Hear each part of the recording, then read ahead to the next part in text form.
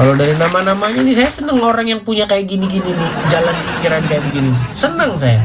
Saya bahkan mau menghabiskan waktu saya seharian ngomongin yang orang mikir-mikirnya lain gitu loh. Silakan. Pemikir ketat, nyalakan kamera Anda. Oke. Oke, Bang. Saya mau tanya dulu, Bang. Muslim? Saya Muslim. Muslim. Silakan, Bang. Apa yang mau Anda utarakan? Saya ingin mengutarakan kepada orang-orang bahwa baik orang Islam maupun Kristen tidak punya cara berpikir yang benar di dalam beragama. Mereka itu tidak disusun atas rasionalisme. Itulah yang saya pahami.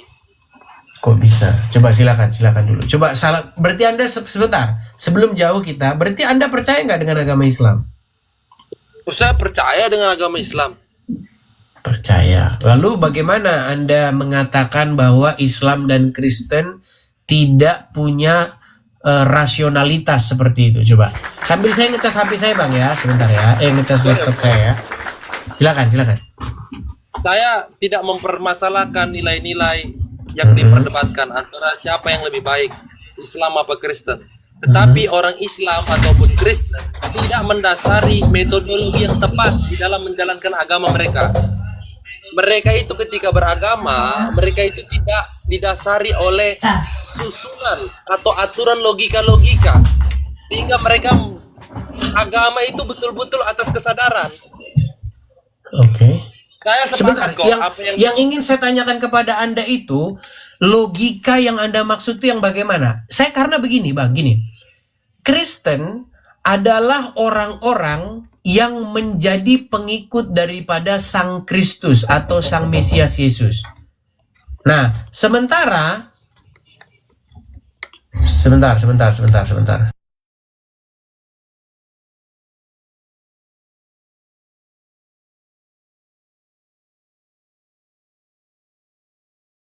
Sorry ya, karena laptop saya sudah mulai ngedrop, jadi saya mau ngecas HP saya, laptop saya, supaya bisa kesiar juga di YouTube. Gini, Kristen adalah sekumpulan orang-orang yang menjadi pengikut Kristus. Makanya dikasih nama Kristen. Kristus itu bahasa Yunaninya, bahasa Ibraninya itu adalah Hamasiah. Ho Christos, Hamasiah. Nah, sedangkan Islam adalah sekumpulan orang-orang yang menjadi pengikut Muhammad. Setuju? Nah, sekarang kalau kita berbicara agama, ya, antara Islam dan Kristen ya, kita nggak usah bicara agama yang lain dulu. Sebenarnya kita berbicara tentang tujuan daripada misteri kehidupan ini, di mana kita mempercayai akan adanya surga atau hidup yang kekal. Betul? Betul. Oke, nah sekarang logikanya begini, bagaimana kita mau mengikuti, mau menuju kepada surga, kalau yang kita ikutin itu nggak masuk surga, masuknya kuburan. Nah, menurut saya logikanya di situ aja dulu, nggak usah mikir yang tinggi-tinggi dulu.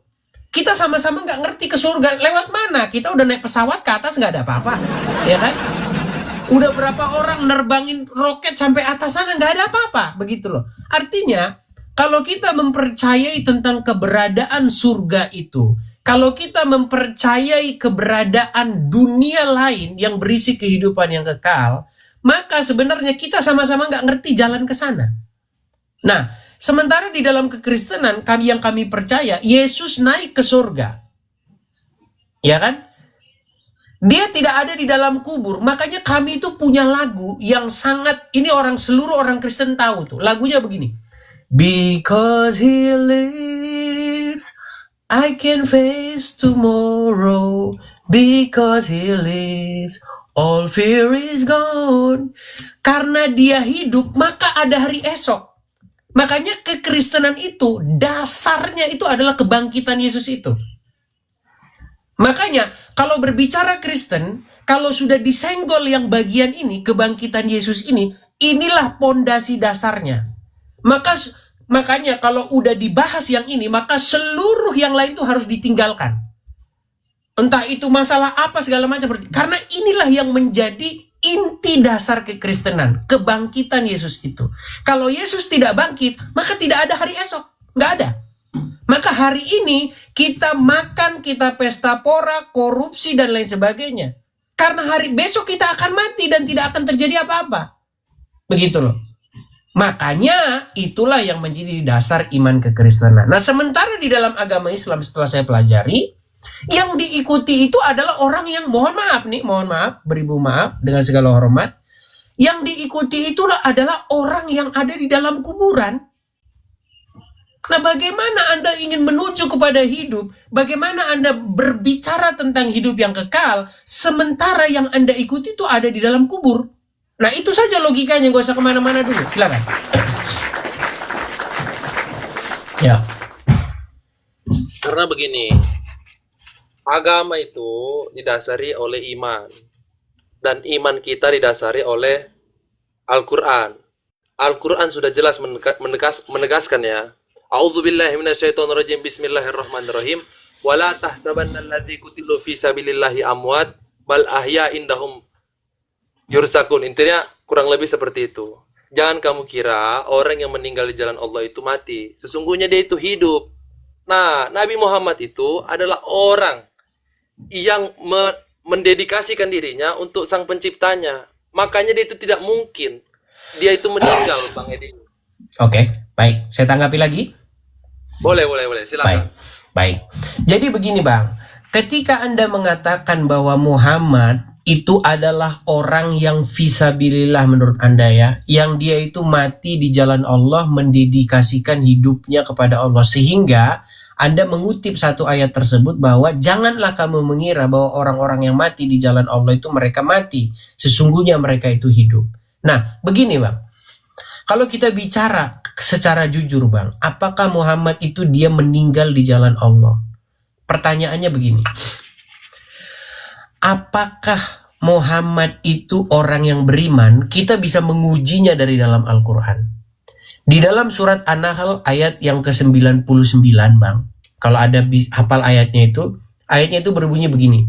Sesungguhnya setan tidak punya, perhatikan, tidak memiliki kuasa apa-apa atas orang yang beriman dan bertawakal kepada Tuhannya. Coba dikoreksi dulu, jangan-jangan ayat yang saya kutip salah. Benar atau tidak? Iya. Saya percaya sama Bang Edis. Nah, di dalam surat An-Nahl tersebut jelas sekali. Ya. Nah, yang menjadi pertanyaan sekarang, apakah Muhammad pernah di dalam satu riwayat dia tersihir? Saya tidak percaya riwayat tersebut, Bang Edis. Nah, kalau begini kan berarti pembicaraan kita sekarang Anda menolak hadis-hadis tentang Muhammad. Ada dasarnya dong, Bang Edis. Silakan. Dasarnya begini, bahwa ini kan permasalahan hadis atau riwayat ini kan punya metodologi yang khusus, ya kan? Tidak semua orang itu berangkat dari metodologi yang sama. Contoh, misalnya ada salah satu aktivis hadis bernama Ibnu Syihab. Dia itu mengkritik apa yang ditulis oleh Bukhari sebagai keseluruhannya itu sahih. Nah, saya itu mengikuti metode tersebut. Saya tidak mengikuti otoritas ulama tertentu di dalam menilai sebuah hadis. Saya tidak mengikuti mayoritas, tetapi saya melihat secara objektif dengan metodologi yang ilmiah. Begitu Bang Edis. Jadi kalau menurut saya, kalau ada riwayat-riwayat yang bertentang dengan hal-hal yang paling esensial di dalam Islam, maka itu kita tinggalkan. Oke.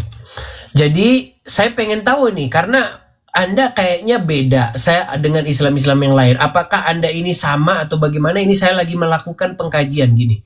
Jadi Anda percaya nggak sebenarnya dengan kitab-kitab yang datang sesudah Al-Quran yang menjelaskan agama Islam? Contoh, kitab Sahih Muslim, Sahih Bukhari, kitab fikih, hadis ini, hadis apa, bla bla bla. Anda percaya nggak? Saya tidak 100% percaya. Tidak 100% percaya. Oke, berarti Anda menganggap bahwa kitab Sahih Muslim itu sebenarnya tidak sahih isinya semuanya? Ya, nggak semua.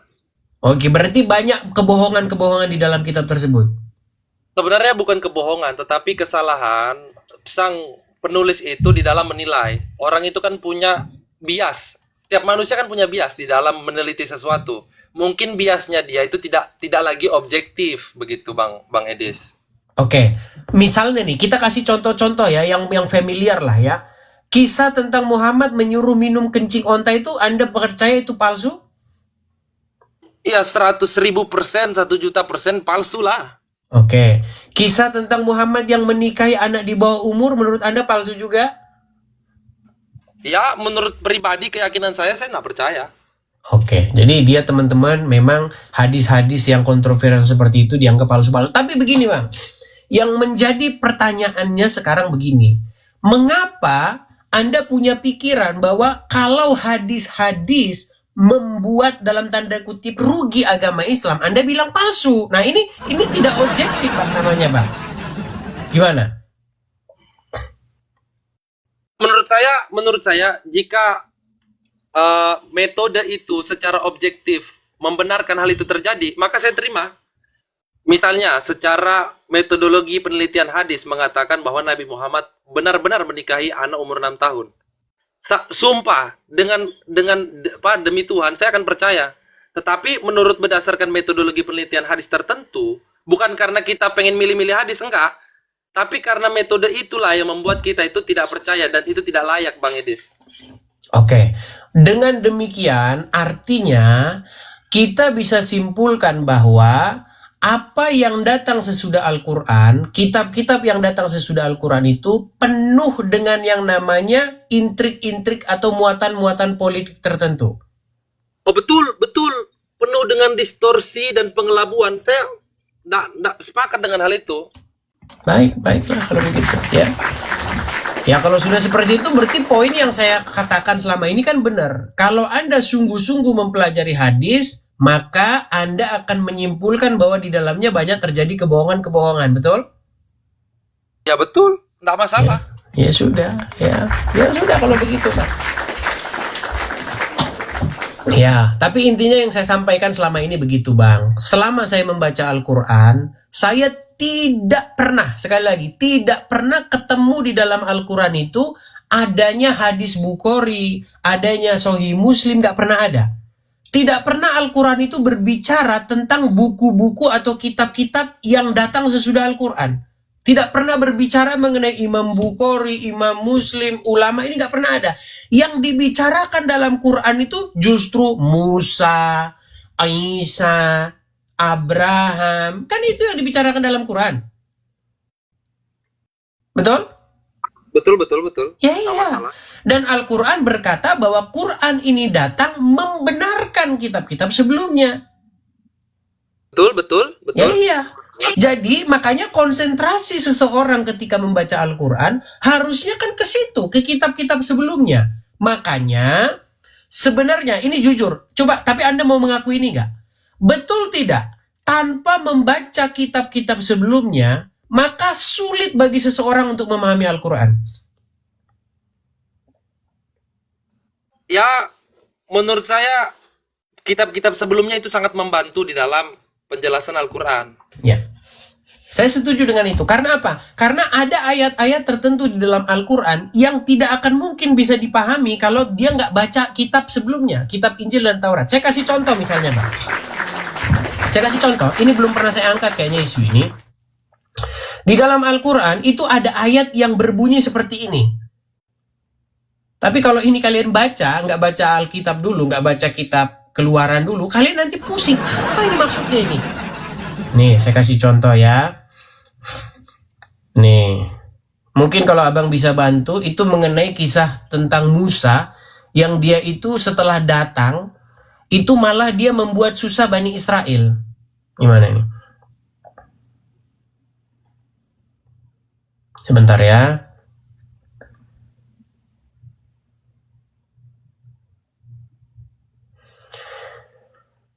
Sebentar, itu ada di dalam Quran. Sebentar ya. Abang bisa bantu saya?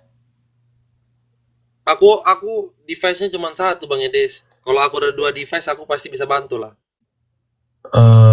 Sebentar ya.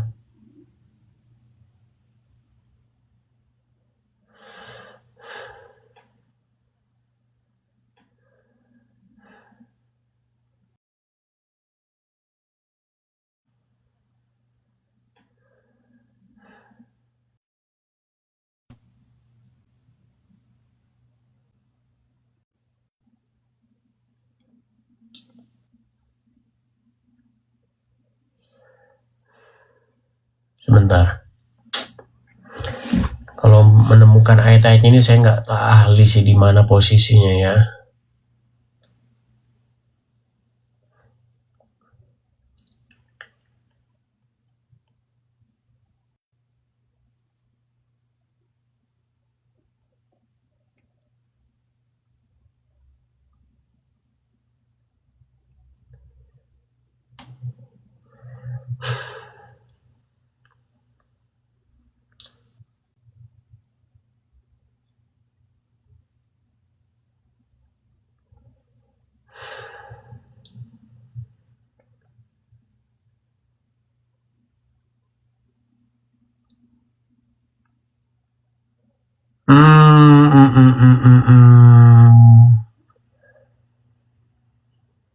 Bentar.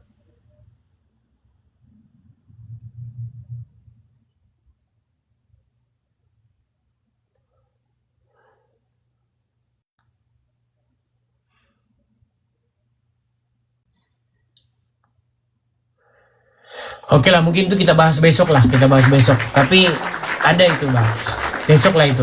Itu ayat itu akan sulit dipahami oleh orang-orang yang tidak membaca Alkitab gitu. Tapi intinya bang, apa yang Anda pikirkan itu seperti yang selama ini saya utarakan kepada para penonton begitu. Bahwa ketika kita membaca Al-Quran, memang kita memerlukan yang namanya kitab-kitab sebelumnya supaya kita paham seperti itu. Cuman memang walaupun outputnya ya bang ya, Anda masih menjadi seorang muslim gitu ya. Sebentar, ada yang ngomong surat Al-Maidah 24, coba ya. Apakah benar Al-Maidah 24? Coba sebentar ya. Al-Maidah 24.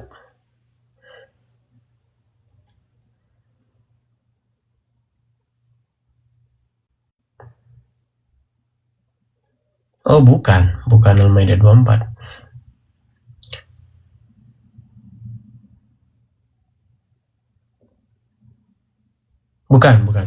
Bukan itu. Bukan. Oke lah bang, kalau begitu bang, mungkin kita beri kesempatan kepada muslim yang lain ya. Oke, Bang Edis, aku boleh ngomong sebentar nggak Bang Edis? Silakan bang. Ya, apa yang Bang Edis lakukan untuk orang-orang muslim supaya orang-orang muslim itu berpikir di beberapa dimensi, saya sangat setuju. Ya, luar biasa sekali Bang Edis. Saya sebagai, ini pandangan pribadi. Saya sebagai pemikir ketat sangat suka apa yang dilakukan oleh Bang Edis. Cuman ada beberapa hal lah yang saya tidak setuju. Tetapi secara tujuan dan pesannya yang Bang Edis utarakan itu mantap sekali. Makasih Bang Edis. Oke, sama-sama bang. Saya turunkan ya. Oke, salam. Ya, begitu ya teman-teman ya. Jadi teman-teman